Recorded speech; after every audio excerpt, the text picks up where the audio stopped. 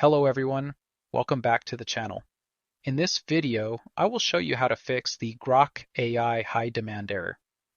This problem usually happens when too many people are using Grok at the same time. So let's start with the solutions. First, open your phone settings and go to Apps.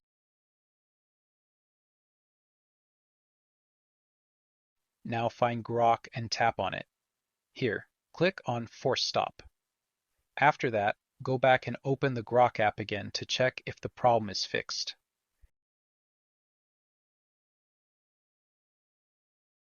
If the issue is still there, then try reducing your prompt size. Instead of sending a very long question or request, break it into smaller parts and send one question at a time. This can help reduce errors. Next, try using Grok during off-peak hours. The high demand error often appears when many users are online. Wait for some time and try again later when server traffic is lower.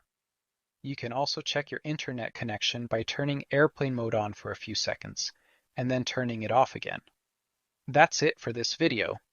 I hope one of these methods helps you fix the Grok AI high demand error. If this video was helpful, don't forget to like and subscribe for more easy troubleshooting videos.